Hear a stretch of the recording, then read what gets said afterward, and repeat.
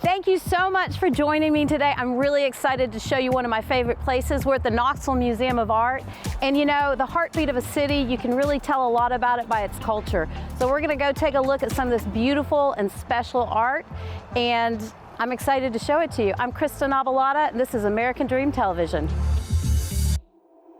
Okay, so I'm here today with Stephen Wicks. Stephen is the curator for this beautiful establishment. And Stephen, tell me a little bit about the history of the Museum of Art. How did it come to be? It was this grand community dream. Money was raised to build this amazing building designed by a world-renowned architect. And then collection building was the next step. Nice. And so how long have we had the museum here in Knoxville? It opened in 1990. Okay, so not that long in the world of museums, correct? We're kind of a toddler in museum years. Okay, great. But you're starting to get recognition internationally. We're coming of age, for sure. And so tell us, right now you have a really special exhibit that everyone needs to see, and people around the world want a piece of this exhibit, right?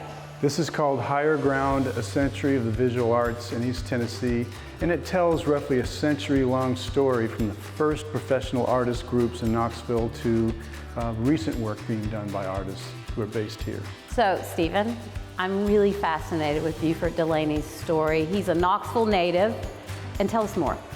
So he took lessons from great artists here in Knoxville early on, back in the 1920s, and then he wanted to see the wider world. He ended up going to New York and Paris and had this grand adventure where he became close friends with James Baldwin and countless other luminaries, and his style evolved as well.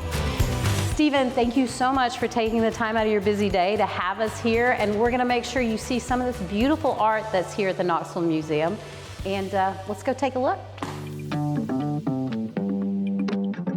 I'm here with my friend Johnny Creel. Johnny actually sold me my first house about 30 years ago. That's right. Back when I was 12 and she was 18. Right. And Johnny, you are a patron of the arts. Tell me your involvement here with the museum.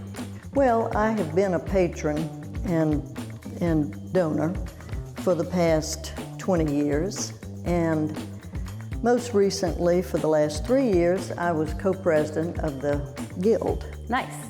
And we're here because this is one of your favorite artists, correct? Tell me about her. Bessie Harvey is one of my all-time favorites.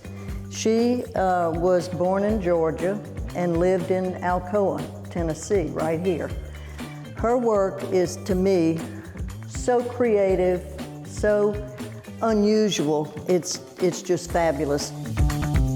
So the most important thing to know about the Guild is that our mission is to raise money for the museum. Oh yeah, and that's important. And we raise a lot of money for the museum with our main fundraiser is Holiday Homes. And that's coming up.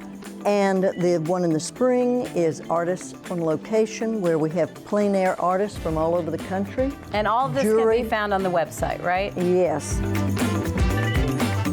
So thank you for visiting with me today. Here's an Ansel Adams I didn't even show you till now. There's so much to see and do here. Pablo Picasso once said that art washes away from the soul the dust of everyday life. So come get revived. Come to the Museum of Art. Support our arts. I'm Kristen Abouelata, and this is American Dream TV.